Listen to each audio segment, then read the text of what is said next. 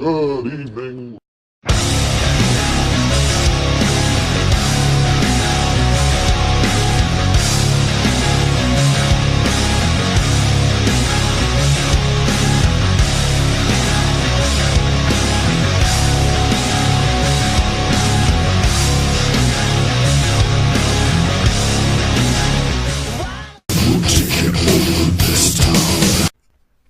Live from their dumpy little studio in the outskirts of Los Angeles, this is the Mindless Horror Podcast. And here are your hosts, Anthony and George Zaragoza. What is going on, ladies and gentlemen? Welcome to the Mindless Horror Podcast, the podcast where we talk everything and anything horror. I'm your host, Anthony. I'm George. And we have a lot to talk about today. First and foremost, I always want to get it done at the beginning of the show. A couple shout-outs. SoCal Exploring, been talking with that guy. He's another YouTuber. Not only does he does like Horror Nights stuff and all that, but he also does like, theme park stuff. So if you're interested in that, go check him out. He's got amazing content over at his channel. Poppour.com. Those guys, one of two horror websites I get my horror news from, and the other second one is Bloody Disgusting. Those guys are great. And the last shout out I want to do is to the audience, because without you guys, we wouldn't be doing this podcast. So, without further ado, let's just get started with our news. So we've been getting a lot of Halloween news this week. Yeah, we have. We got some set images, too. Set images, 2 new cast members joined, a couple of new filming locations and stuff that I actually want to hit on, which was they're filming at at a hospital. Yeah, that's right. And that took place in... Now, I don't know which hospital they're filming at, because it could be the mental hospital or the... Hospital at the end of Halloween 2. In Halloween 2, yeah. That hospital. So, I've heard that this is supposed to be a direct sequel from Halloween 1. So, are they discontinuing Halloween 2? No, I thought it was from Halloween 2. I just read that, I guess, Danny McBride said this was a direct sequel from Halloween 1. Really? I could have sworn... you know what? Unless they want to just make Halloween one big movie, that's how they could look at it, but... I thought it was Halloween 1 and then 2, and then they're going to disregard everything, and then it was going to be... I hope it's like that, because, I mean, that would make sense for the hospital point of view, and... Yeah. Yeah. And also, we've been seeing a lot of set photos of Jamie Lee Curtis. Yeah. Yeah, I'm really excited for that. It would be interesting. I don't know how long they've been filming, though, to get, like a Super Bowl trailer. That'd be cool. Yeah. Yeah, that'd be really cool. Either that or just whatever the next... Maybe by the time Truth or Dare comes out, we get a Halloween trailer. That'd be nice. Yeah, maybe. If we don't get one for the Super Bowl, I'm going to say maybe July. July, yeah. Maybe for a summer movie. That's right. Yeah. But they added 2 new cast members, a bodybuilder named Rob and a guy named Ryan Rees. I don't know who any of these people are, but I guess they're in the movie now. They just got announced this week that they're part of the cast now. So, do we know who's playing Michael Myers? Like the body, we do not. Oh. So I mean, yeah, they haven't announced who's playing Michael Myers yet. It honestly could be the bodybuilder. It could be the bodybuilder. I could see that because yeah. Michael Myers he's like 6'5". I mean, really anyone could play Michael Myers because he's wearing a mask. Yeah, you don't see him. Yeah, I mean, but I said I've seen this guy. This guy is ripped, man. Like this guy. Wow, I kind of want to see what he's gonna do in there. Yeah, honestly, either he could be Michael Myers or he could be like the hero of the movie that helps Laurie out. Or yeah, I'd like if he is one of the heroes, I would like to see him and Michael Myers fight. Yeah, I mean cool. That'd be really awesome. Like I said though, this guy's like I don't know, he's ripped. He takes his job serious as a bodybuilder. Yeah. So that is just it's insane. I mean, like I said though, we've been getting a lot of news this week of this Halloween movie. It's starting to come out more and more each week. Last week we got the first set image of the chair, and Blumhouse saying that they started production. This week we got Jamie Lee Curtis on the set. She tweeted a photo of her firing a gun at the firing range. I have no idea what they're gonna incorporate in that. Wow, that's... Yeah, she tweeted a photo. She was practicing firing. So I wonder if she's just maybe in the movie she's more self-aware of Michael Myers, so she's gonna just take the necessary precautions she has to defend herself. Yeah. But nonetheless, yeah, that there's been like a lot of the Halloween news this week, and we've just kind of been on it. The next thing I want to talk about is there's rumored that they're gonna do a Devil's Rejects sequel, and it's starting production in March. I don't know how they're gonna do that. I have no idea how they're gonna do it. They, for those of you who haven't seen Devil's Rejects, this is gonna be full-blown spoilers right now. But at the very end of the movie, they go out in a blaze of glory and they get shot to death. Yeah, they die. Yeah, so I mean, that was a sequel to House of a Thousand Corpses. And we've talked about this before. I like House of a Thousand Corpses, but if you watch House of a Thousand Corpses first, or even Devil's Rejects first, House of a Thousand Corpses or Devil's Rejects, however you see it, they're both completely different from each other. Yeah, one goes straight to like bloody, gory, disgusting, like horror movie. Yeah, and like House of a Thousand Corpses is like straight up like mystical, like, oh, are they like, is it all like devil worshipping? Like, look at it, like it's supernatural stuff. And like Devil's Rejects is like, we're on the run because we're serial killers. Yeah. Like, it's so like, yeah, that's how I looked at it. It was like with House of a Thousand Corpses, they made a big old deal about Dr. Satan throughout the whole movie. Yeah. Devil's Rejects, they don't even talk about him. No. It's like he didn't even Doesn't exist. he die in Devil's Rejects? Or, House of a Thousand Corpses, you do see him at the end. Yeah, doesn't the mind collapse on him though? I don't remember. I haven't seen that movie in so long. Really? It's been a while. I'm gonna probably watch that again. But I remember the girl goes into the mine, sees Dr. Satan working on somebody, and then I think that's how it ended. Or did she get away? No, she gets away because Captain Spaulding picks him up, picks and her then up, and the dude, boyfriend's in the back. Yeah, he pops up. That's right. I don't remember if the mine collapsed. It might have. I mean, with all the shit they went through that night. Yeah. But I mean, Dr. Satan was just, like I said, they hyped him up, and they don't even mention him in the next movie. You know, like, yeah. not even even if he is dead, like I want at least a mention. You know, like, yeah, Dr. Satan was our kind of a guy or something like that. I'm kind of excited for this, even though it's a rumor, because I like Rob Zombie. And like you and me, we were really excited for 31, his last movie. That was a good movie. Yeah, I liked it a lot. I liked a lot of the concept gory, of it. Yeah, there's a lot of gory prosthetics in there. I would like to see what he's gonna do with it and how he's gonna write himself out of Devil's Rejects. Even if it's a prequel. Yeah, the only thing I could think of as a sequel is like another group of serial killers just get inspired by them and they just come up and kind of be like them. Yeah, like the exact like there's a guy that's modeled himself to Captain Spaulding and the brother, and then the boyfriend and the sister, and yeah, that'd be interesting. I mean, I would just like to. I mean, that's the only way I can really imagine, unless like they go full blown cult mode and they're demons and they get back into their body or something like. I don't know how they're gonna do. I mean, with Rob Zombie, his imagination is so far out there. Yeah. He does a lot of good movies. Lately, I've been getting into his music again too. I mean, oh really? After seeing that, I saw a tribute band like last weekend, and his songs. That was a tribute band of Rob Zombie, and I just. But yeah. So we're gonna go on to the Anthony's bad acting of the week. That's me. Oh, that's you. That's me. Yeah. Oh, nice. That's me, man. So yeah, this week's bad acting. I found a good one. Yeah, well, you do that. I'm gonna look for mine because I just like last week, I'm not prepared. I found a good one. This one is I think it's a movie called Idiot Camp. I'm not too sure on the thing yet, but it's called. The video's titled "Idiot Camp Actor Destroys Horror Movie." So, basically, I could break it down as this guy, and he looks like he's like a detective character in this movie. And these two couple are talking, and he just has a bunch of smart remarks, and he just has. How do you say it? He just looks like he's an asshole. Okay. So, here's this week's bad horror movie acting. This is Howard Damon. And you are? Tanya Heller. Of course. We gotta get out of here. Why? Something's here. A creature. It killed John Babcock. A creature? I'm not lying. I swear it. Joel had this masquerade well planned. Something's up there. I swear. We believe you. What did it look like? I don't know. Unnameable, perhaps? Cut it out. I didn't see it. I just ran.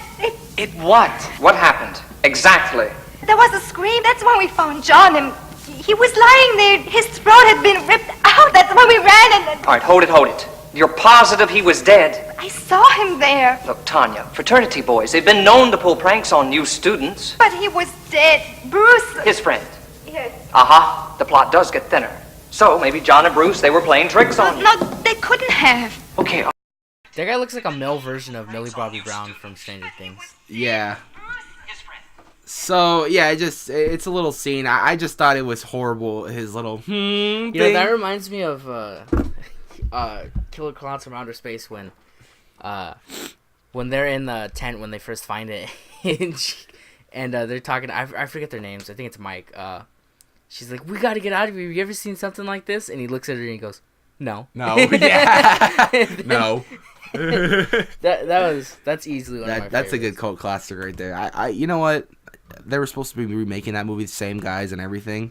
Yeah, I heard for a while that it was supposed to come out maybe last year, but honestly I'm not sure. I would like to see another one but I also heard they were supposed to do a TV series about that. I heard that the same guys, like the writers, directors, the guys who made this movie, were gonna come back, reboot the movie, but just with better special effects. It was gonna be the same exact movie, just with better special effects. Oh, really? And probably a little bit better acting, maybe.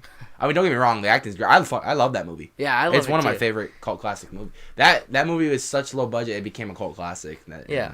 But just the costumes on it. That's actually one movie I want to see as a maze at Halloween Horror Nights. Oh yeah, I'd Like to see the that entrance too. could be like the tent and stuff. Yeah, That'd be I know really cool. all the budget went into the makeup and all the costumes. Yeah, the costumes are great. And then there's this one website I follow on Instagram. I gotta find it, but I'm always seeing they're advertising it, and they advertise 2 of the costumes that you can actually buy. Really? And the masks are like good movie quality masks, so they look cool. That's cool. But yeah, moving on from bad acting, we're gonna talk about a little bit of Hellraiser. What do you think about the new Hellraiser movie? I don't know. Honestly, I haven't seen the other Yeah, Hellraiser I've never movies. seen Hellraiser either, so And I especially for this being a horror podcast, I wonder if people are like, "Oh my god!" Yeah. Like I've always had like I'm kind of familiar with who Yeah. he is and what the movie's. I know a lot about it. I know they're supposed to like the Deadites are supposed to cross. Deadites are from Evil Dead are supposed to. They were supposed to cross over with. Hellraiser. Yeah, like they have some minions that are called. I forget what they're called, but I know they're supposed to cross over, but I think something fell through. So I know that they have this like it's like a cube, and I guess it summons Yeah. Hellraiser and his crew, and I guess they bring him to hell, and then they give him like really painful like different hells, like torture methods and stuff. Like Yeah. they're different demons. One's got like a big old like lip thing, and it looks kind of weird. Obviously there's Pinhead. There's a big fat one. There's a couple different ones, and they all look good makeup wise. I don't know. I gotta rewatch. I think they all can. Yeah, they all do come out in the trailer. All the demons come out in the new movie, and that's set to come out I think next month. Yeah, I heard some people. I don't know if this is true or not. I think in the original Hellraiser, the guy who played Pinhead. Let me actually look it up. But because I know there's a new person that's playing Pinhead, and people were like they were talking online whether or not they liked him or not. I don't know if the original Pinhead who plays him in every single one. But Well, I know that it's not the same guy playing Pinhead, but I do like the way this guy looks. He looks almost similar to. I think it is. It is no, because I thought they made a big deal like, oh, this is the new guy. He's Yeah, playing- no. I mean, in like the original Oh, Hellraisers. yeah. Is he gonna make? I wonder if he's. That's my thing. Is he gonna make a cameo in this movie or? I don't know. But yeah, I mean, this new Pinhead, it looks interesting. I started watching the first Hellraiser. It's on Netflix, and I gotta finish it. I think a lot of them are on Netflix. I want to just sit down and kind of just binge watch. There's a lot of horror movies I gotta watch and Yeah. that I want to just sit down and watch. But this new Hellraiser, I'll watch it because I mean, Pinhead. That's actually another maze I want to see at Horror Nights. I would like to see how the makeup comes on that one. Yeah. Especially with Pinhead. I mean, Pinhead is like, it's an interesting character to Yeah. do makeup wise and stuff. So That comes out February 13th. It's straight to DVD. yeah, that was when I was a little tripping out about that. I was like, oh, they're gonna just do.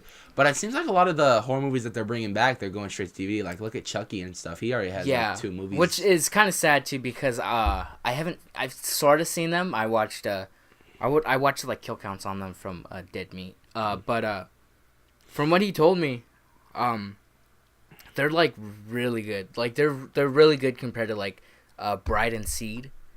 Like because Bride and Seed are crap. Yeah. And like especially I think it's Don Mancini. I hope I'm saying that right. I even hope that's his real name. Like he was doing this. I think he did the makeup on I think all of them actually. I think he even directed Bride and Seed, and I know Seed of Chucky or even Bride. I think he was like when he wrote it, he was like really like I'll just make this a comedy. I guess. Yeah, I mean that's what it started going down to. Is like when Bride of Chucky came out, it started turning a little into a comedy, and then Seed of Chucky came out, it was straight up just a comedy horror.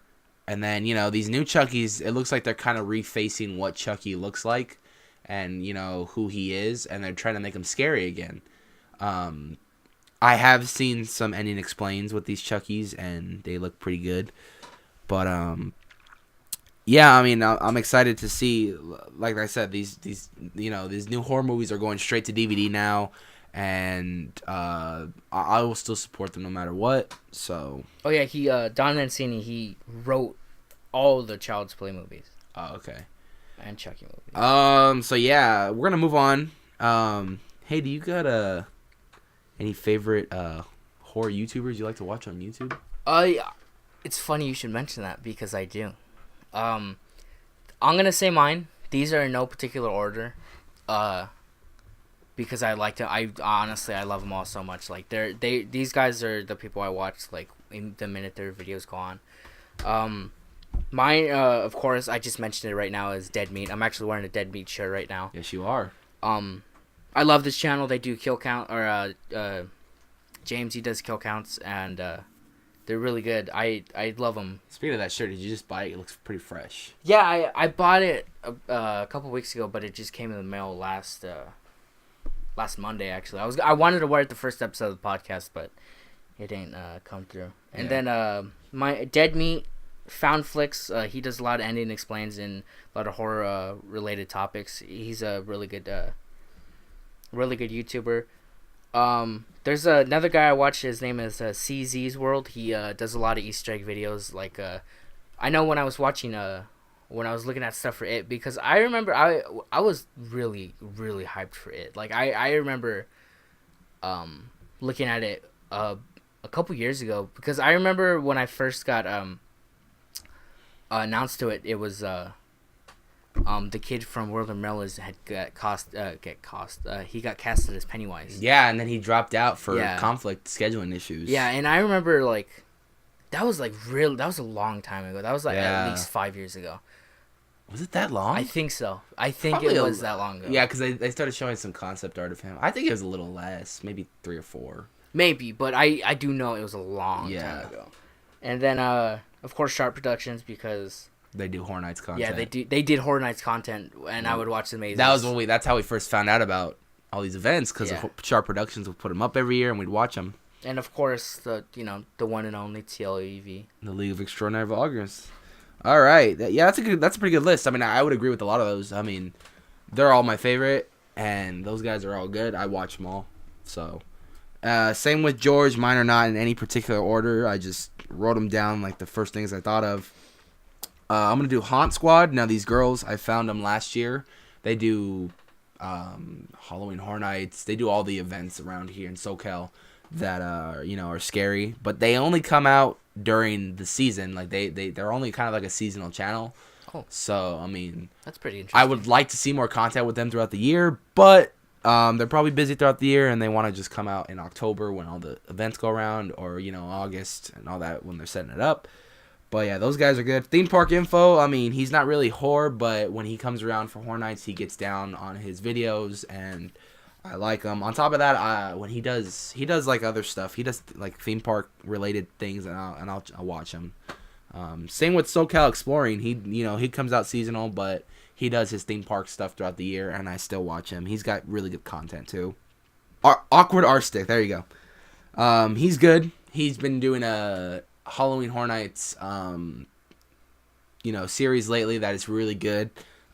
He's gonna do it week after week, just explaining different things. His last video that just came out was really good. It was we might not be getting to see American Horror Story again, because Disney bought out Fox, and they might charge way more for rights now. Yeah, I remember you telling me about that. That would be interesting, because for the past couple 2 years that they've been at Halloween Horror Nights, they've had the velvet entrance that not a lot of people like. Yeah.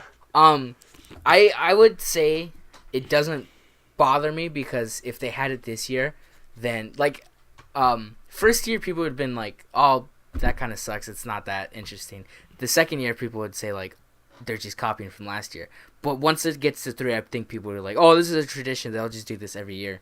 And it's kind of funny because we talked about it a lot. Like we're like this is lazy. Yeah. And I was thinking about it like if they don't get the rights this year, just people are just like it's lazy. Like they're gonna say it's lazy when they probably thought about it like. And that was the thing I thought about too was when when we saw that again, you know, for the first one I can understand there was 3 of them, so it's like you can't pick something for a facade just for all 3 of them. So that one made sense for the third one. But for last year, for honestly, like if they were gonna do what did they do? Roanoke, right? Mm-hmm. When they did Roanoke, you know, I mean they easily could have done the freaking house as a facade. Easily. Yeah. And that would have been cool. Yeah, that would have. But, you know, I mean, they're probably on a tight budget, so, I mean, they just kind of had to lose. I remember we even talked about that earlier, about how there wasn't a lot of scares or secret scares. Like, because you know how every time you go in a maze, there's secret doors that you see and you're like, oh, I bet someone's going to come out of there, and they don't. Because, like, they have different, they put scare actors in different places, so it's different every time. And I don't think there was a lot in The Shining, or at least from what I saw, I didn't see a lot. Like they were mostly like it was mostly a Jack running after his wife with the axe and stuff. Yeah. On top of that, there was like a lot of black walls, and Awkward Arsic, he talks about that in one of his HHN videos that, you know, it's that there was a lot of black walls this year, and that was due to probably them getting low on their budget. I would say a lot of their budget this year went towards the ash masks and the Shining masks. Yeah. Because everything else I've seen, I mean, is kind of standard. Maybe on the Insidious stuff too, and I mean, Freddy, Jason, and Leatherface. How hard is it to get a mask for that? You know, you can walk into a Halloween store and get good quality masks for like $60. And my last favorite horror YouTuber is the League of Extraordinary Vloggers, like just like you. We've been watching these guys for like 2 years now, and they always put up good content of that. So, you got a kill of the week? Yeah, I do. I like Evil Dead. I like both of them. I like the remake, and I like the original trilogy. Yeah. For mine, it's gonna be the remake, and it's gonna be at the end of it when she gets her hand chopped off and she uses the chainsaw to plunge the chainsaw. I can't even speak. Throws the chainsaw in her. In her mouth, yeah, and the blood goes everywhere. Great. Yeah, it's a really good scene. One of my favorites because it's literally raining blood. Yep. And I thought of Slayer immediately. Yeah, and she's just plunging her chainsaw into some demon's mouth. It's pretty good.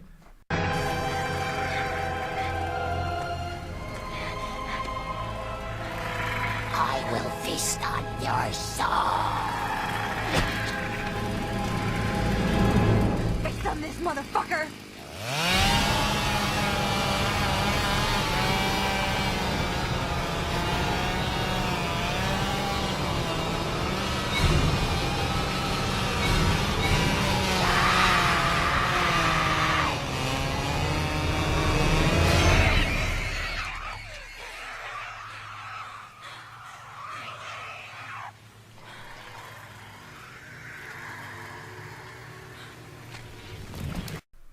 So let's get on to something else. Hold on.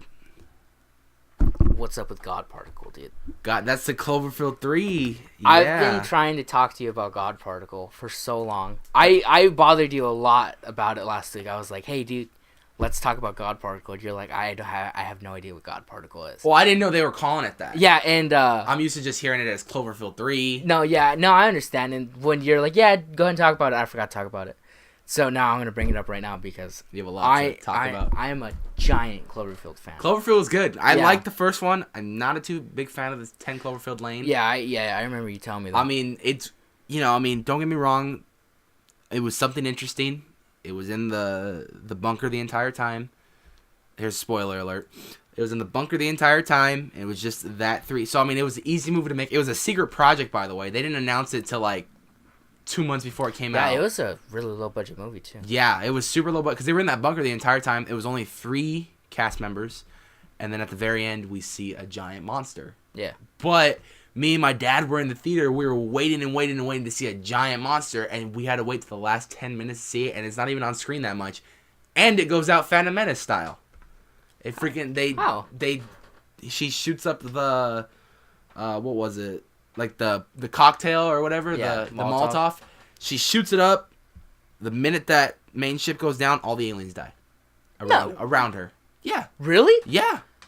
Have you not seen 10 Cloverfield Lane? No, I have. I don't remember the aliens dying around her. The alien just, whatever was chasing her just stopped Really? after the main ship went down. Oh, maybe. Well, I mean, could have been a hive mind, but okay. I mean, I guess maybe, I don't know how those aliens work. Maybe each ship gets a thing of their own aliens that they control. Yeah. I don't know how it worked in there. They didn't go into really big detail. But I did like a lot of the tie-ins where you saw John Goodman's character and he was talking about, he was in the Navy. Yeah. And that goes back to Cloverfield 1 where he was talking about, the Navy was out there when the first monster came up and the oil rig went down. So that was kind of cool, that tie-in. But, they just better really impress me with this next one because they better go back to, like, the found footage style of how they did it. Speaking of that, God Particle has a website up. Just like, if you didn't know, the first Cloverfield had I'm not sure about the second one, but I know the first one did too. Yeah, the first one had a campaign that was all online of It was finding, like, mysteries and stuff. Yeah, it was finding mysteries, and it was awesome. It was. Oh no, dude! I actually, after I saw 10 Cloverfield Lane, I went deep into that. Yeah, and it's very easy to get stuck into it and just like look up every little thing. I had to go on YouTube and look up videos like, what do I do next? I don't know what I do next. I know. My uncle, he watched a lot of like he was following the campaign for it, and it's like I know for the first trailer that Cloverfield came out. Actually, when I went to go see Spider-Man 3, I saw the first trailer. It was them at a party, and then something blows up. The head of the Statue of Liberty comes, and then it ends. And they don't even give a title for the movie. And it just said, like, the release date. And then they were very secretive about that project. Like, I remember my dad was telling me, I guess, like, when they were trying to do, like, you know how, like, now today it's easy to leak something out. We share photos all the time of, like, new comic book movies of photo leaks and stuff. Yeah. This movie, dude, they had walls put up. They didn't want nothing leaked. Ooh. Speaking of the first Cloverfield, did you know this year is the 10-year anniversary of that movie? I did. Yeah. I did. That's good. Yeah, that's really cool. I'm really happy about that. I really wanna like show someone Cloverfield that they don't know. Yeah. Because if you watch that movie, when you first go into it and you don't know anything about it, at first you're kind of like, oh, it's like a Project X. Like the first thing you're gonna think is Project X because they're throwing a party for the friend. It's all found footage. Yeah, too. and then boom, monster comes in. It's like seeing that is like the biggest twist. Like, and you know that's what I liked about this movie too. It was like found footage. You barely got to see the monster a lot, but when you saw the glimpses of him, it was just destroying stuff. There's that one scene where they go into the subway tunnel and the little monsters are chasing after. Those little creeping bastards are scary looking. And then there's remember that one scene in the hospital when they finally get to the hospital, or it's like a setup hospital, their friend explodes? Just explodes. Yeah. Dude, yeah, because I've been watching little clips lately on YouTube about that, and she just explodes, and then that's it. And then, you know what was interesting, too, about this movie is at the very end of the movie, after the credits roll, and it's, like, coming towards the end, you hear a little muffle of something. Well, I heard if you play that backwards, he says it's still alive. It's still alive, because they nuked New York, and it did not die. Yeah. So we don't know what can kill this thing, dude. Yeah. And then my dad was telling me originally what Cloverfield 2 was supposed to be is we were supposed to be introduced to the mom. What we saw in the movie, that was just the baby. Yeah. So imagine what the mom looks like. Yeah. I found some stuff right now on the website by Bloody Disgusting. Funny enough, and I know that the fake company that runs everything. It's like an evil corporation. It's like Roxxon and like Marvel. Yeah. It's like Tagarado. I think they had their website funded, and then Reddit. They had like a secret message on it, and Reddit just immediately was on the ball, and they decoded the message. It was it's an untitled Cloverfield 3 sequel, and I think it's going around. It's called I think the working title is called God Particle, but this is what the decoded message said. It says Tokyo, January 18th, 2018. Tagarado has begun development on a revolutionary new energy technology in what Sarogaro Yoshida called a technological great leap forward for our planet. The renewable technology will take at least 4 years to complete, along with another 6 years international regulatory bodies to bring the powerful revolutionary energy source by April 18th, 2018. Now, in God Particle, I've read some stuff that it's when they find this, they it's called God Particle because I think it can like make other materials like just like whatever you want, and I think when they find it, they mess around with it and they transport the planet to another universe. Like they just completely they get Earth and it's gone. Like they just like astronauts are in space and they accidentally transport Earth somewhere. So they're gonna go completely a different direction. Yeah, it would be interesting. Like I really want to see that. That's a cool concept, but it'd be kind of weird, especially if this is gonna be the third Cloverfield movie, because that is it's just like Devil's Rejects. That is very different compared to the third one. I mean, so was kind of 10 Cloverfield Lane. Yeah, it is. I'm not disagreeing with that. And after watching 10 Cloverfield Lane, the question arose: so are they just kind of using Cloverfield as a marketing thing now? Is that kind of just the universe name? Is it going to be like a Twilight Zone kind of thing where it's like, okay, this is Cloverfield. These are different monsters. Here's different stories. That would be interesting. It could be. Especially with the first Cloverfield and the second one, they can easily like pull it together by saying like, yeah, they just dropped that there to soften up everybody so the aliens can go through. But in 10 Cloverfield Lane, they say that when they dropped everybody, or when the aliens when they first came, they released a toxin, and it I don't know if it killed anybody or if it. They were talking about that toxin. At first it doesn't kill them. It makes them kind of go crazy. Yeah. And you see this when what's her name? Mary Elizabeth Winston. Yeah, she's the main character. She tries to break out of the bunker. She doesn't open the door yet, but there's like a window in the door. The lady comes and kind of begs her to get in, but she's already been infected with the toxin.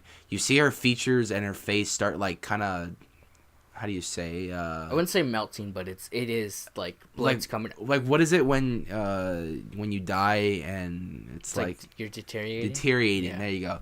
It starts doing that, and she starts kind of going insane, and then I think she ends up dying or something like that. Yeah, doesn't she like bashes her head? Bashes her head. Yeah, she just starts going crazy. But if the aliens are coming up with technology like shit can do like that in this movie, then I'm the kind of. But like I said, I mean, Cloverfield was one thing, and then 10 Cloverfield Lane, we got like alien spaceships. Yeah, and especially like if you watch Cloverfield at the end of the movie when they mess up when they drop the bomb, it cuts back to footage of them at a theme park, and you could see something fall into the ocean. Yeah, there's a lot of speculation on whether or not that was the Cloverfield monster or whether or not it was a satellite that dropped and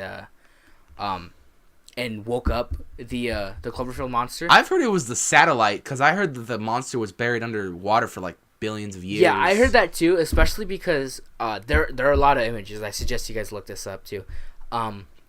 Of Cloverfield, and you know the things that drop off of them, they're like little spider crabs. Yeah. It's in the ocean, and there's footage of this too. It's when he first woke, he found an oil tanker and he completely destroys it. Yeah, and but I know there's a lot of set images, and it looks very like it scared the hell out of me. It looks real. Yeah, it looks really cool. And that's why when they were marketing this, they would play it on newscast as an advertisement.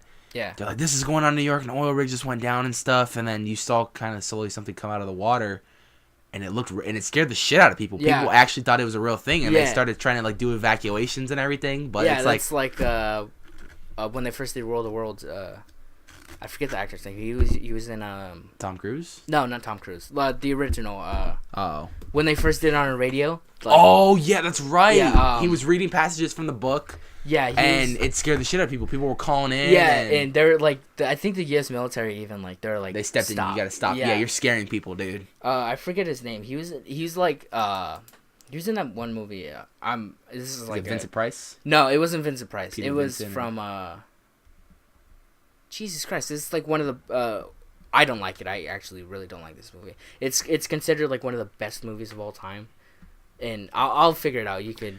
But yeah, I mean Cloverfield, and then we just got news this week that Netflix got the rights. Yeah, I think that was a rumor, but if they it got did confirmed, get the I rights, thought. did it? I thought you sent me a thing that it got confirmed. Well, if I did, I can't remember. But if it did, then I think it got confirmed. I think. Let me see. I think on Instagram you sent me a thing that it said Netflix acquires rights to the Cloverfield. I think. Yeah. And because they were trying to, there was a thing this week that it said it was rumored that Netflix was interested in getting the rights for Cloverfield 3. And I think this week it actually got confirmed. Oh, okay, that's cool then. I would like to see that, especially. Yeah, Netflix acquiring distribution for third Cloverfield. That'd be interesting. Because if you guys have seen Bright, not a lot of people like that movie. I kind of like it because I liked it a lot. Yeah, it there's a lot of good. I think that was Netflix's first like blockbuster. Yeah, and I would like to see them put a lot of money into God Particle, especially well, like I mean, if it is a space movie, I'd like to see it's that. Abrams' company, though. I mean, I guess they just they would just distribute it. They're only basically saying like, listen, we're gonna be the kind of exclusive distributor. We'll put our name into it, but it'll be kind of like an exclusive to our network. It'll kind of get a way to boost their sales again. That'd be interesting. I'd like to see that, especially because I don't have to pay money. Yeah, yeah, it's just right there. Yeah. So the movie's called Citizen Kane. If you guys are familiar with it. Citizen Kane. Yeah, Orson Welles is the guy who... Because I wanted to find Citizen Kane because I know Orson Welles starred in it because Orson Welles is the guy who said everything on World of Worlds on the radio. Okay. And they got mad at him for that. But Cloverfield it's an interesting kind of world. Cloverfield, like there's... And that's what I liked about Cloverfield. It was like the first one was all internet-based campaign, and you had to solve clues to get to it. Yeah. The second one sort of did that a little bit. Now with the second one, you do find out I can't talk. Yeah. You dig deeper as to why John Goodman's character kind of goes insane. I think there's been some stuff that has come up for Cloverfield 3 with John Goodman's character like talking in an interview. Oh, that's cool. Yeah, I don't know if it's like there's audio, but I know there are. Well, because remember he dies in Cloverfield Lane. Yeah. With all the acid. Yeah. That was a sadistic scene, dude. Do you Yeah. remember that? She walks back in, and then the guy's drowning in acid. I'm just like, what the hell is going on? Yeah. He goes for freaking... Like, you suspect something early on in the movie, but then you just start seeing it, and then he just snaps, and he flips. Yeah. What the campaigning for this movie, though, when it got marketed on the internet was... it was like a private website he set up because I guess he went so insane from him being in the Navy that his wife got full custody of their child. Yeah. And the campaigning for this movie was you were seeing back and forth letters trying to send to his daughter. The daughter never responded, but you kind of started seeing him flip like he wanted to see his daughter. And I guess that's why in Cloverfield he always tried to find a girl because he wanted to have that experience of him being a father again. Yeah, that's where he had the first girl. I think he killed her. He kills her, yeah. And Mary Elizabeth Weinstein finds the body or the bones or something or some clothes. She sees the help written in blood. And he tries to do it with her. At first, she goes with it, but then she kind of makes her own hazmat suit and escapes. Yeah.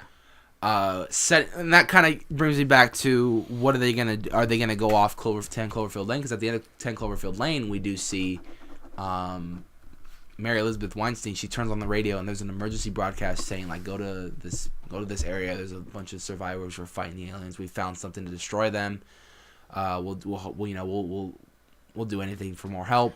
Yeah, it'd be kind of easy to write off her character, especially like because at the end it's like she's going to help, she's going to fight aliens and stuff like that. So I wouldn't say kill, but like it is like it's quote unquote it's inspiring. Like we're gonna do whatever we can to help mankind, and so like she can easily go in and like and especially with God Particle, I don't think that they're gonna have Mary Elizabeth and that's why that brings me back to, is Cloverfield just a branding name? Are they just gonna be like Twilight Zone where it's like okay, this is what we do. This is Cloverfield.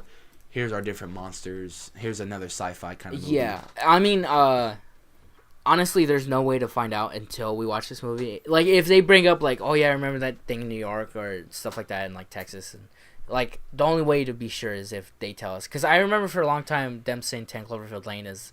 It's a blood relative. It's not an exact sequel. Like, they use the term blood relative. Yeah. So. But, you know, I mean... I'm glad that not 10 Cloverfield Lane, but in Cloverfield in general, just all these movies, every time they made them, they've been so secretive about them. Yeah. I remember 10 Cloverfield Lane was under a false name. Yeah. And then at like the 2 months before it came out, they're like, oh, boom, we have a trailer. Here's another Cloverfield movie. Yeah. It's like, that came out of nowhere. I really love that when movies do that. Like, yeah, it's awesome. Yeah. You know what? And I want to say I wish Marvel would do that, but it's too hard for Marvel to do that. Yeah. Because they already tell you, okay, we got movies planned out for this long. This movie's going to start production, and then it just kind of gets leaked online, all these images, you know? And yeah. So I'm glad Cloverfield keeps shit, like, really secretive.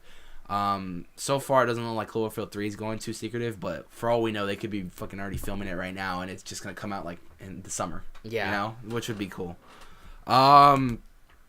I want to talk to you about they're making another Children of the Corn. Are they really? There's going to be a sequel to Children of the Corn. I just found that on Instagram the other night. I haven't seen the first Children of the Corn. It's a Stephen King book. Yeah, it is a Stephen King I don't know book. if he ever wrote a sequel to it, but... And I don't know. I haven't seen anything on Children of the Corn, honestly. I know it used to scare the hell out of my dad. But... I get the basic concept. It's about, I guess... It's like children in like a... But I think they're possessed, or like okay. a cult or something like that, and they're taking over, and they're like killing, I guess, their parents or like the adults or something like that. But I guess there's gonna be a sequel, and it's not gonna be the little boy who was the leader. I mean, I guess obviously it's not gonna be him. He's all grown the fuck up now. But yeah. I guess it's gonna be about a little girl this time, and I don't know. I haven't seen a trailer for it. The only thing I've seen is a Blu-ray art cover of it, of what the Blu-ray is gonna look like. It's officially confirmed, but I have no idea. I probably should take a look at the first Children of the Corn since it's a classic. Yeah, me too. But I don't know if I'll watch the sequel. I mean, I'm not a really big fan of sequels. Speaking of sequels, and if we're still on the line of Stephen King, they're going to do a sequel of The Shining. What? Called Dr. Sleep. Why? It's based off a Stephen King book that he made called Dr. Sleep, and it's a direct sequel to The Shining. Really? Yeah. So it might just be maybe Danny all grown up. You know, I mean, I have not heard of this until the other day when I found out the news that it's already greenlit. They got the writer, they got the director. They're gonna start production. I don't know when, but I think they're in pre-production right now. It's called Dr. Sleep. So I gotta look up this book. Apparently, it's supposed to be a direct sequel to The Shining. That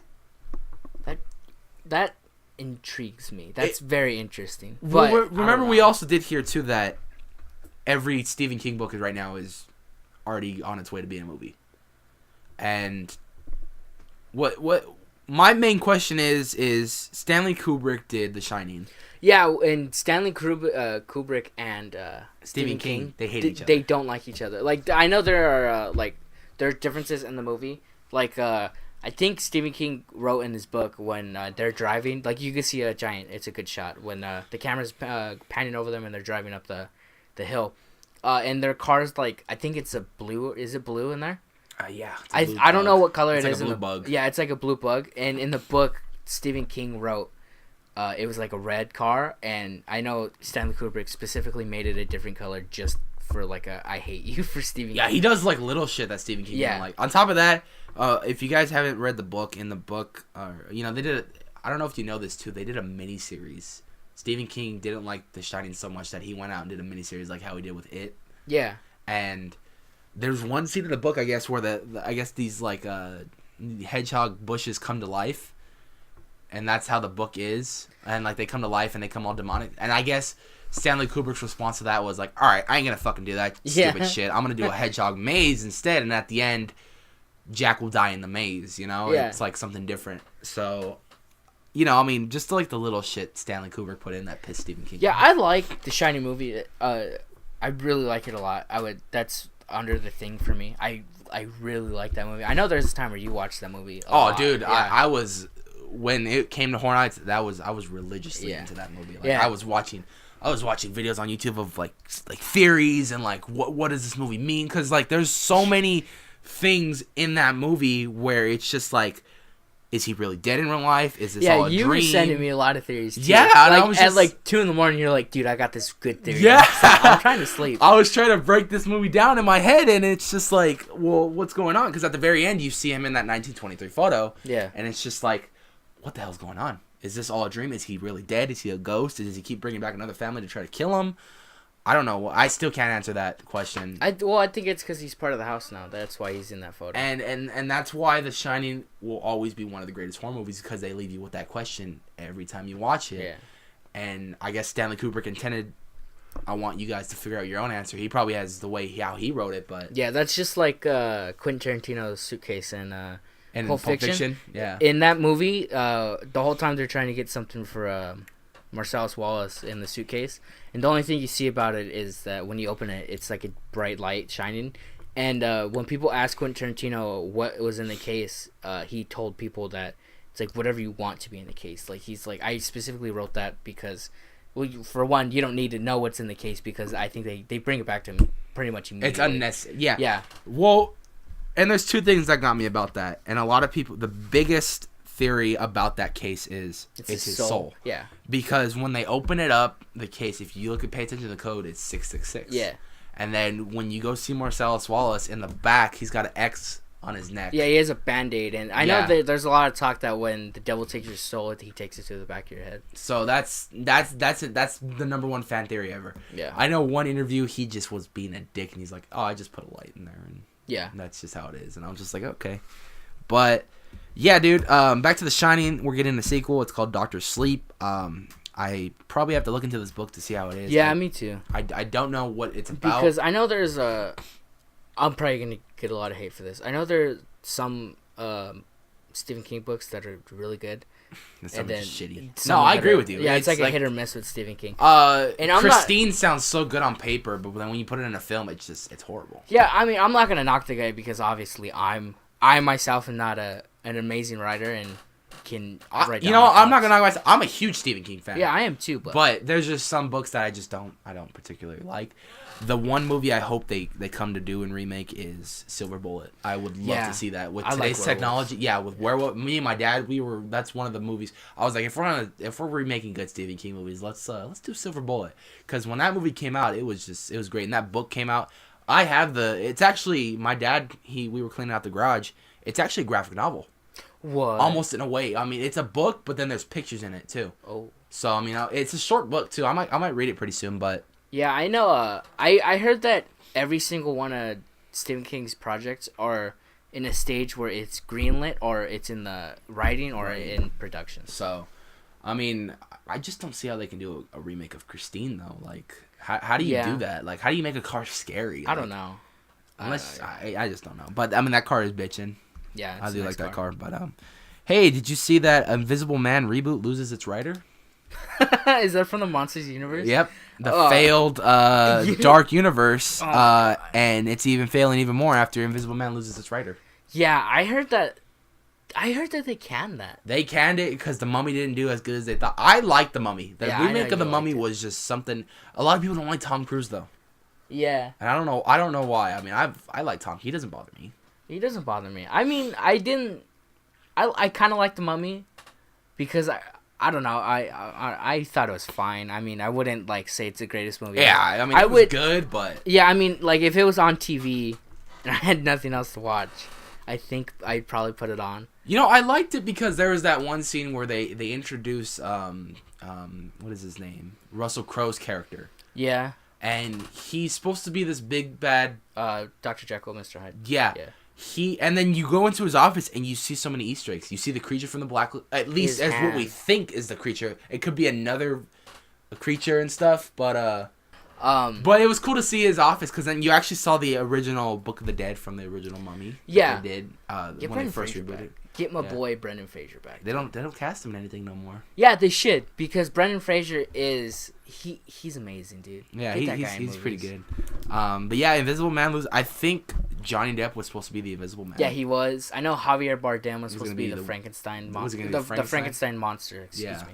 which would have been great because Javier Bardem's face is weird. Yeah, so it's perfect. He has a for it. weird face. And then Angelina Jolie was supposed to play the bride. Yeah, that would would have been interesting. that would been really. That was actually supposed to be the next movie lined up for the Dark Universe. Really? Yeah, Oh. because I guess, and I still hope they go through it. Maybe not just call it the Dark Universe. Maybe not tie it in, but I hope they go through with rebooting every movie that they do. Yeah. Because there's one monster movie that they have never rebooted, and That's Creature from the Black Lagoon. Yeah. And I would love to see with today's technology what they can do with that movie. Yeah. I mean, look at The Shape of Water. I mean, don't get me wrong. That's nothing to deal with this. That's a love story, sci-fi movie, but It's Fishman. We could talk about it. Fishman. Yeah, I mean, if they did stuff like that, I mean, that was a suit the guy was wearing the entire time. You know, I'm a giant Guillermo del Toro fan. He's great. I love Guillermo del Toro. He is. And I've been following The Shape of Water for a long time. Have you watched it yet? No. It's great. And I've been so mad because people have seen it without me, and they're like, dude, you should watch it. Like, dude, I want to stab people. I didn't know. I didn't know you wanted to see it. No, and- I'm not blaming you. I'm just saying. And two, if I would have known, I would have got you a ticket. No, it's not. But yeah, it's good. We'll probably go see it one weekend. It's really good. It's nominated for a bunch of awards. Yeah, I know. The Academy Awards. And Get Out too. And yeah, I wanted to bring that up too. Get Out? Because Get Out was one of the. It's been a long time coming, but we finally got a horror movie Nominated. into Oscars. Yeah. And Logan. That another comic strip for you.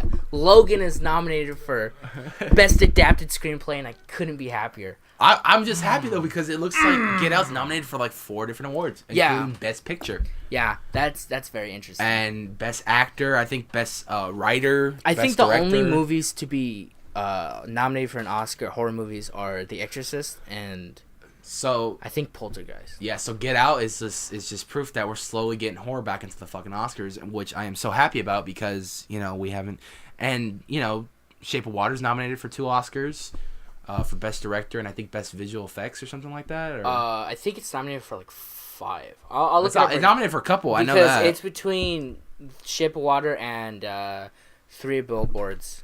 Yeah, outside. So I mean, horror's coming back to the Oscars in a big way, and I couldn't be more happy. Oh, about it. Jaws. Jaws was nominated. Jaws was nominated, I think, for One of the only horror movies. Actually, I think is the only horror movie that's PG. Oh yeah, that's right. It shouldn't be. There's Yeah, a lot of blood in that movie. there's a lot of blood, but I guess they don't really show people getting killed. I mean, I guess you could show blood, but it's Jaws is a fantastic movie. Yeah, it's good. But yeah, so Slender Man, that movie that we already know is set to fail. movie? It's late in the game. Is pushed back a couple months. Yeah, they should just They should just can it. stop. I don't know. Let's push it back. Let's just. It was not originally really- supposed to come out May 18th. Now it's coming out August 24th. So it's heading. That's kind of bad timing too, because summer movies is usually where they set up to fail. Oh yeah. Summer blockbusters. There's a couple. I mean, I guess now it's a big thing to have a summer blockbuster lineup, Yeah. but usually summer movies tend to fail. Yeah, I mean, the only honestly, you just put is I think of Avengers: Infinity War is. Well, no, actually, Deadpool 2 comes out after that too. Yeah. No, Deadpool 2 I think comes out. Does it come out after that? Before? Yeah, it's like Is it Infinity Wars, Deadpool 2, and then Han Solo? it's no, it's Infinity War Solo and then Deadpool 2. No, I think Deadpool got pushed back before Han Solo now. Yeah. Wait, what? Yeah, I think it's coming out before Han Solo. They made a big deal about it. Dude, they shouldn't do that. Why would you? You're not gonna go see Han Solo anyway, though. I don't think. Are you still No. gonna go see it or no? Well, I'm probably gonna because it's a Star Wars movie, but I don't want to see it.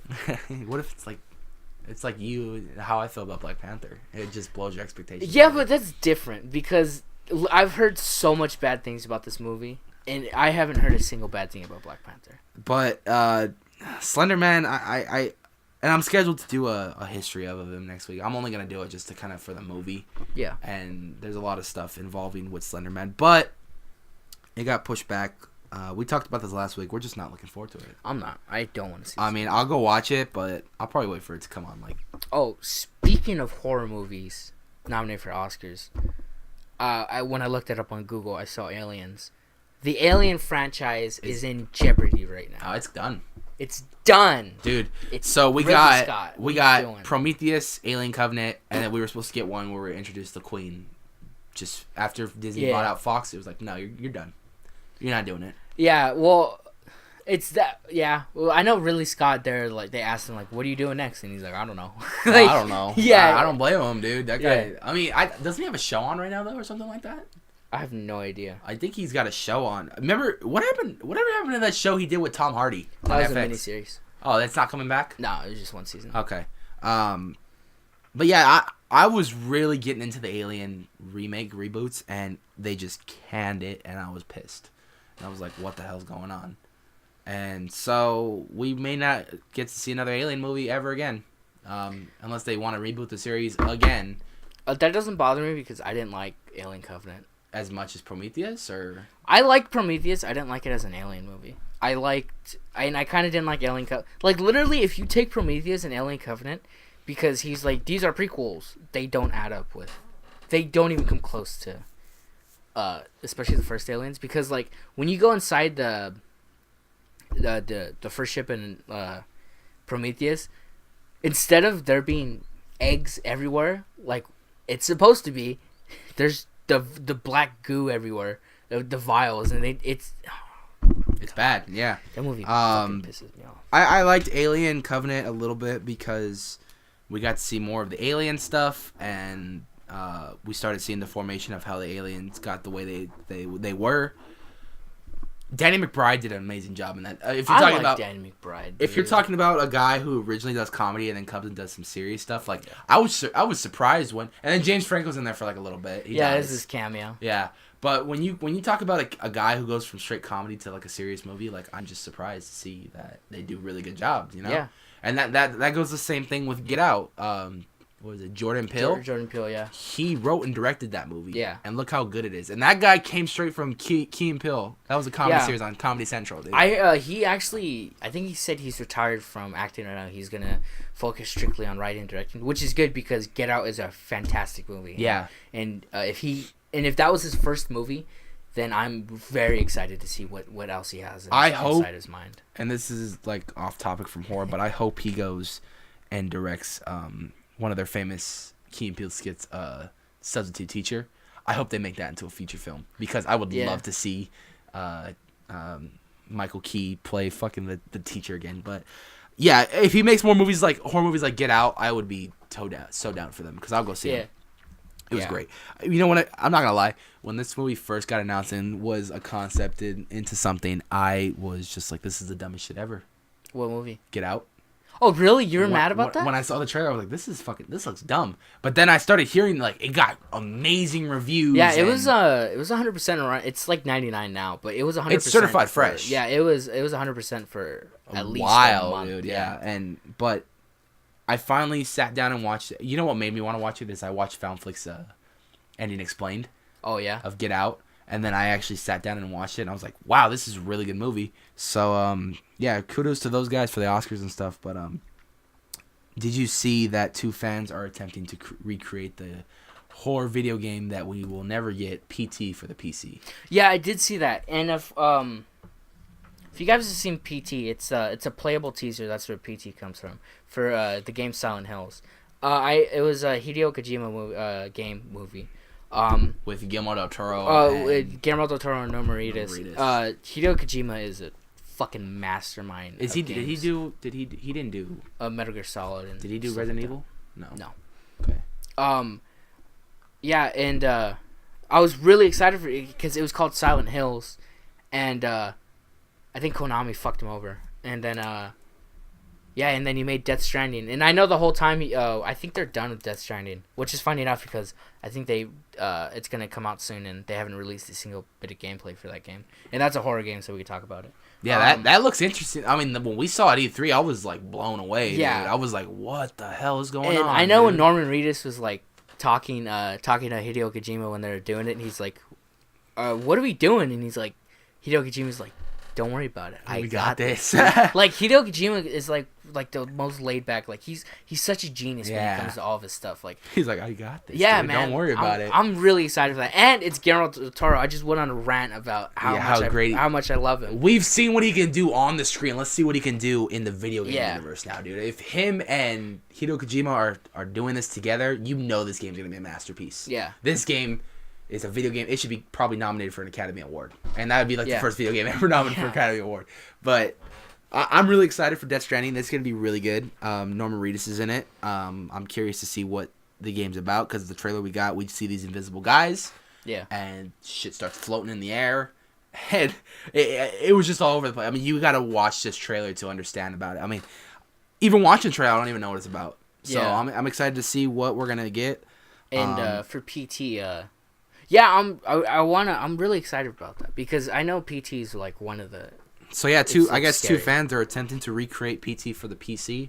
That'd be cool because I never got the minute I got my PS4 was the minute they took it off the PS4 network. Yeah, that really sucks too. And so if they get it for PC, I will download it on my PC and we'll play it. That's like one of the scariest games, or one of the scariest things. Teasers, people yeah. have I mean, it was an interesting concept because you just keep going in a circle. Yeah. And then every time you come out, something new happens. Yeah, I know it something was. I think sadistic. it was different every time. Too. Yeah. Literally, like every time. Like There was one something point where you different. went into the bathroom, you saw like a Dead fetus. fetus, Yeah. but it was crying and stuff. Yeah. And then there was one point where you peek into the bathroom and then like someone pops up and closes the door. Yeah. One point where you go into the middle of the room and you look up on the staircase and there's a lady standing there. Yeah. And you're just like, what the hell is going on? So that should be good. Hey, did you know I Am Legend just turned 10 years old this year too? I didn't know that. Yeah, and that's a good horror movie. Yeah, that doesn't seem like 10 years ago. It's a good horror movie. It's just I'm not a fan of the CGI monsters. Yeah, I mean, for that being 10 years ago though, I mean, Yeah. it was good at the time it came out. So what were they? Was it kind of like a zombie apocalypse in a way then? Yeah. But they were like more stronger and yeah, just didn't care. Honestly, I could have sworn like if you asked me this about a year ago, I would have been all about it. Like, yeah, man, this is what they're about. I have no idea. I completely forgot. So I guess like a virus went out and Yeah. But this movie was famous for having two endings. Yeah, and if you've seen I Am Legend, with the ending that they put in, It was the one where he dies, right? yeah, is when he dies. Spoiler. Yep. It's a 10-year-old movie. The alternate ending is when he survives and gets a cure. That ending is way better than The original where yeah, he and this is sends the family with the cure. yeah, I Am Legend is a remake of another movie. Is it really? Yeah, I did not know that. Yeah, it's a remake. I forget what movie. I'll tell you though, the fucking saddest part of that whole movie is when he kills his dog.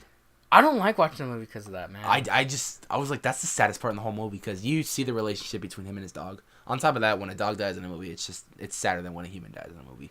Yeah. I think when any animal dies in a movie though, it's just kind of way sadder. But Oh, it's called The Omega Man. the Omega Man. Yeah. Oh, but yeah, I Am Legend, 10 years old. Congrats to that movie. That's another 10-year-old. And we're getting old.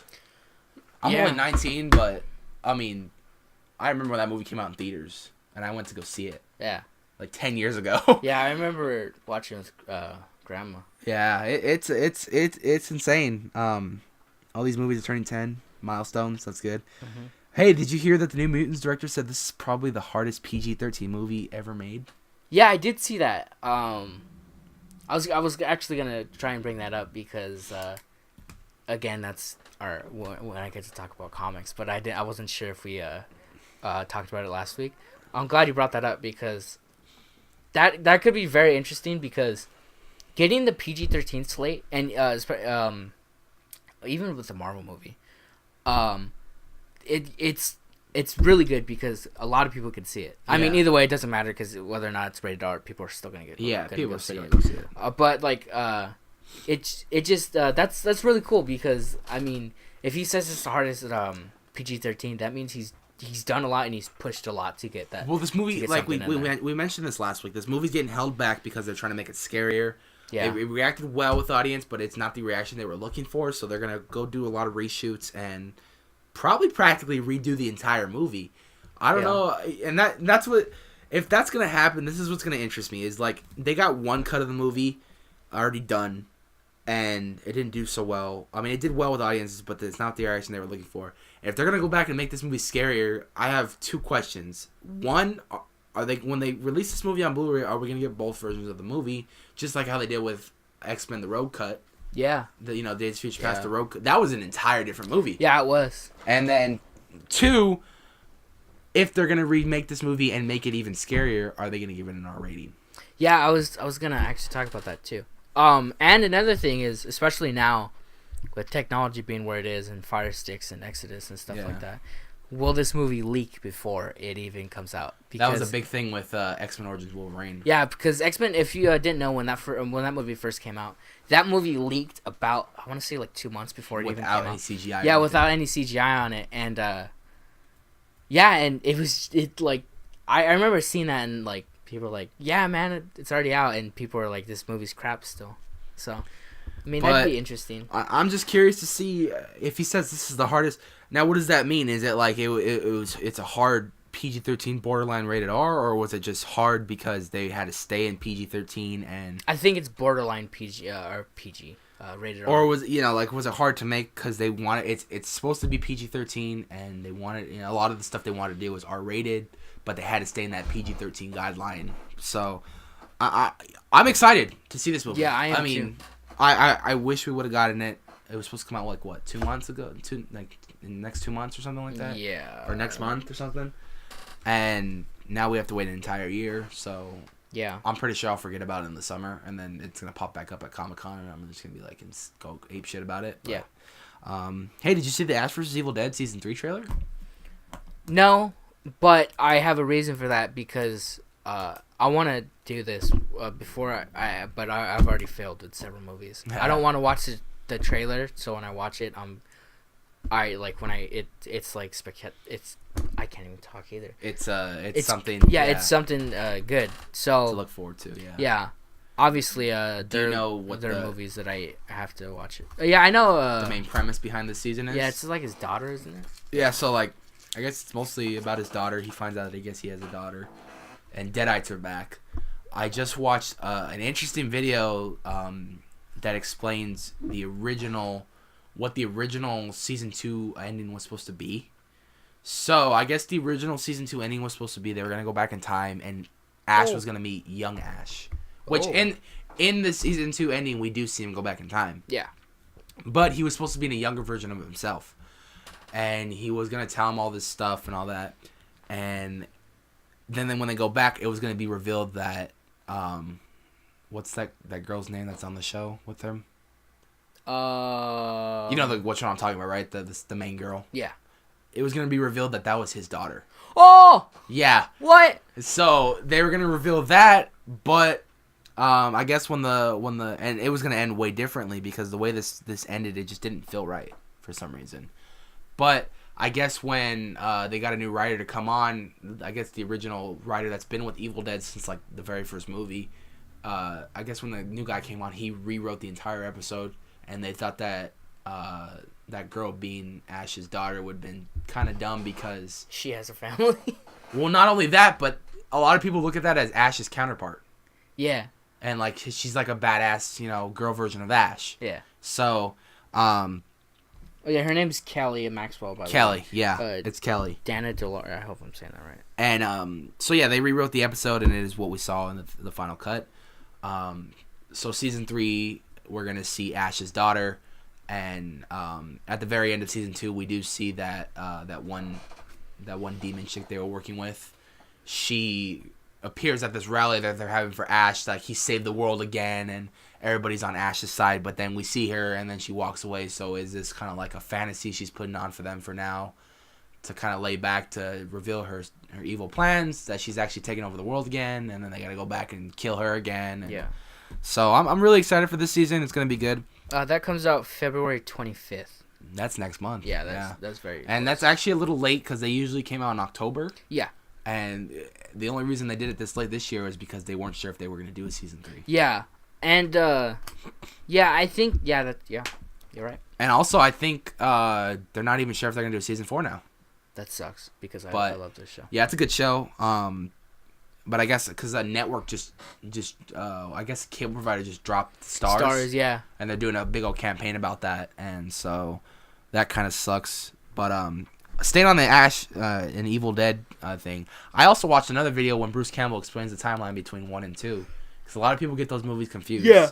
And I can see why they get them confused, because the first one was its own thing, and then the second one was a whole kind of different storyline. Yeah, there's a lot of stuff that happens in the second one that doesn't happen in the first one. Yeah, like in the second one, when they explain Ash going up to the cabin, all you see is Ash and his girlfriend. You don't see the friends at all. Yeah. And in the first one, it was his friends, himself, and his girlfriend. So Bruce Campbell puts it like this: they couldn't get the original rights back to their own movie from the studio. Yeah, Sam Raimi couldn't get his own rights to his own movie from the studio. Wow. So when they did Evil Dead 2 and Army of Darkness, that was kind of like their own thing. So what Bruce Campbell puts this movie as, it's like a requel, a reboot, and a sequel. Oh. Because they had to reboot the storyline in the beginning to kind of set it up for the sequel, but it's a sequel. So Bruce Campbell puts it this way: if you start the movie, so you finish Evil Dead 1, and then you see that ending shot where he walks out of the cabin and the evil runs toward him. If you literally start the movie from where the camera is going to him and the evil goes to him, it's literally a continuation. From what you see in the flashback of everything, if you skip all that and go straight to when Ash gets possessed by the evil, it's literally the continuation, and you wouldn't have to worry about the other stuff. Oh, wow. So, I mean, that for a while, that kind of confuses the audience, is like, why is this way different from the first one? And, it always confused me, like, why is it? Yeah, I remember we've had talks about that too. Yeah. So, hey, did you see, that game Dead by Daylight, right? Yeah, I've seen that game. They're doing a Saw DLC. Yeah, I saw that too. That looks pretty cool because I've seen, I watched gameplay of it when they put the reverse bear trap on someone's face, and they have to go around and they have to like find a jigsaw box to get it off. That's cool. And I know there's a part because you have to escape in that game, but if you still have the bear trap on when you escape, it goes off. Wow, that's really cool. I want to get into that game. There's a lot of deal. I just bought the Leatherface DLC. Yeah. I want to play as him, but I want to get the Michael Myers DLC too, because you're in Haddonfield in that one. And then you get to play as Laurie. They have the Nightmare on Elm Street one, and now they have the Saw one. So it looks like they're getting all these famous horror movies and bringing them in, which is really cool. Yeah. And that's why I want to get all these horror movies so we can get a group together and we can just play them, because like playing as Michael Myers and going around, that looks fun. Yeah, that'd be Freddy Krueger, and especially the Saw one. Now that you're saying that you have to escape, it looks like it's going to be in the compound too. Yeah, it's going to be in the compound. So that should be pretty good. That comes out January. That already came out January 23rd. So that's available for all consoles and stuff. One of the last things I want to talk about is a little bit of HHN discussion.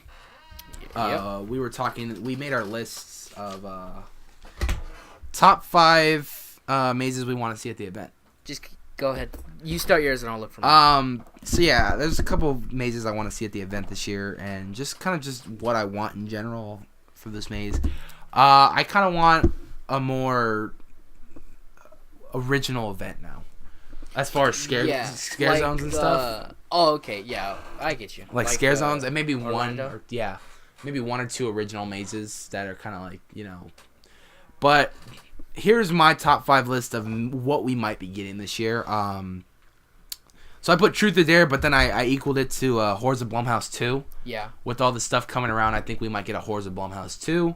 I feel we'll probably get the Conjuring franchise. I think he's been doing talks lately, and he's been trying to get that. So I feel maybe a Conjuring is on the air.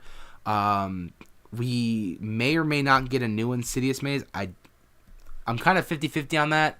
I don't think they'll bring it back a second year, but I do at the same time think it bring the.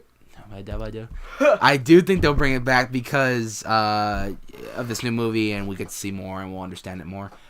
Here's one that I just found that it would be a first, because we've seen a lot of firsts at Horror Nights, especially when they did This Is the End. That was the first comedy horror related maze. New Mutants. Yeah. That would be really interesting to see. I just wrote that down too. But it's going to be like Insidious, where we go through it and we're not going to know. It's going to be like a live action trailer. Yeah, it'd be kind of hard too, especially if those are rights for Marvel. I'm not sure. I don't know if like Marvel or Disney would want their stuff at it. But I don't know. It's a horror movie. I mean, I would assume you would want to market a horror movie at a horror event. And the last thing, what comes back with